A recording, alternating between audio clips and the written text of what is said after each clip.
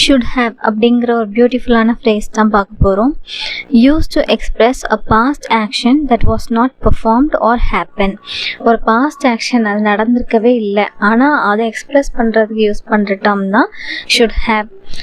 For example, நீங்கள் அவரை விழாவிற்கு அழைத்திருக்க வேண்டும். நீங்கள் அவங்கள ஃபங்க்ஷனுக்கு அழைச்சிருக்கணும், ஆனால் அழைக்கலை. Past action that was not happen. Okay, அதை இங்கிலீஷில் எப்படி சொல்லுவோம்? You should have invited him for the function. ரெண்டாவது எக்ஸாம்பிள், தேர்விற்கு நான் நன்றாக படித்திருக்க வேண்டும். நான் எக்ஸாமுக்கு நல்லா படிச்சிருக்கணும், ஆனால் படிக்கலை. அதை எப்படி சொல்லுவோம்?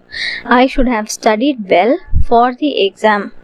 Okay, but I did not அப்படிங்கிறது தான் அந்த பட் ஐ டிட் நாட் அப்படிங்கிறத எலிமினேட் பண்ணுறதுக்கு தான் ஐ ஷுட் ஹேவ் அப்படின்றத சொல்லி முடிச்சிட்டோம். ஸோ இதில் மீனிங் வந்து கன்வே ஆயிடுது. இதேமாதிரி நான் இது பண்ணியிருக்கணும் அது பண்ணியிருக்கணும் அப்படிங்கிறதுக்கு ஷுட் ஹேவ் யூஸ் பண்ணுறோம். இது பண்ணியிருக்கக்கூடாது அப்படி பண்ணியிருக்கக்கூடாதுன்னு ரெக்ரெட் பண்ணுறதுக்கு ஷுட் நாட் ஹேவ் அப்படின்றத யூஸ் பண்ணுவோம். ஷுட் நாட் ஹேவ்க்கு எக்ஸாம்பிள்ஸ் வந்து பார்த்துடலாம். ஜோ நேர்காணலில் கலந்து கொண்டிருக்க கூடாது.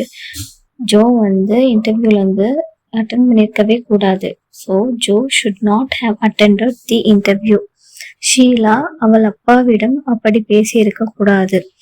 Sheela should not have talk to her father like that. அவள் அப்படி பேசியிருக்கவே கூடாது.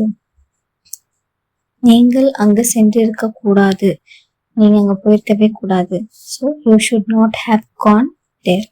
ஸோ இந்த மாதிரி உங்களுக்கு யூஸ்ஃபுல்லான வீடியோஸ் வேணும் அப்படின்னா கண்டிப்பாக என்னோட சேனலை மறக்காமல் சப்ஸ்கிரைப் பண்ணுங்கள் அண்ட் லைக் பண்ணுங்கள் அண்ட் ப்ளீஸ் சப்போர்ட் அஸ்.